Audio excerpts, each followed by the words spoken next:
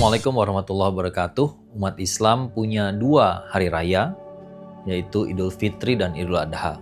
Idul Fitri kita rayakan pada tanggal 1 Syawal.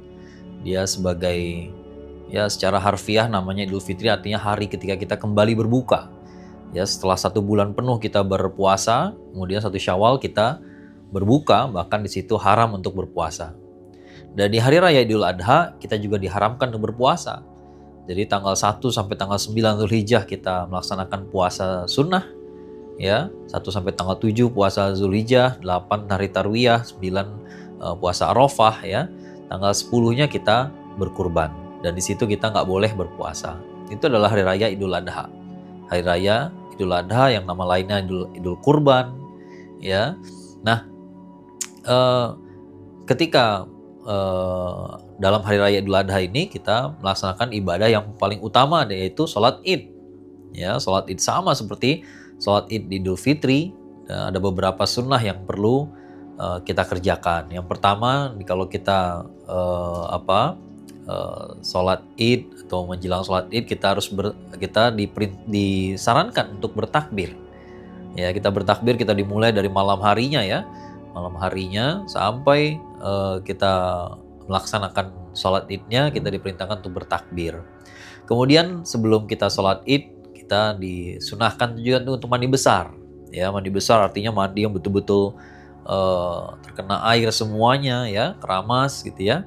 Nah, itu adalah sebuah sunnah untuk melaksanakan sholat Id. Jadi kita sholat Id dalam keadaan bersih total, ya, dalam keadaan terbaik kita. Kemudian kita boleh mengenakan pakaian terbaik. Bahkan disarankan untuk mengenakan pakaian terbaik. Ya, terbaik bukan berarti harus mahal, ya, tapi kita pilihlah pakaian terbaik, ya, supaya memperlihatkan bahwa inilah hari raya umat Islam. Kemudian kita juga memakai wewangian, ya. Sekali lagi kita tampil dalam keadaan terbaik, ya. Di situ kita mandi besar, di situ kita berpakaian yang baik, kemudian kita mengenakan wewangian, ya.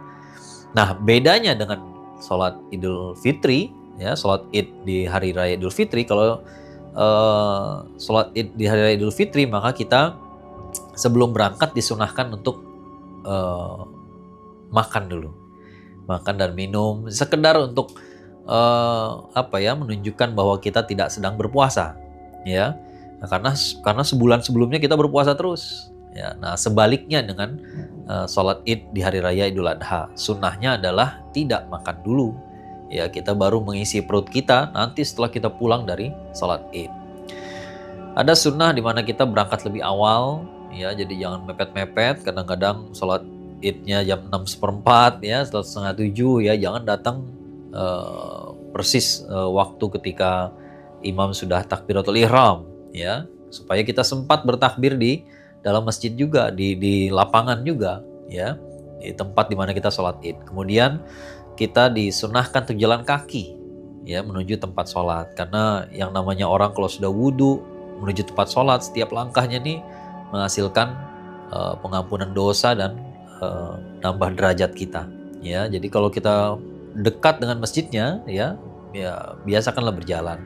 Kemudian kita pulang dan pergi lewat jalan yang berbeda. Ini suatu sunnah yang menarik sekali, dan memang kita disunahkan demikian kalau kita melaksanakan sholat Id.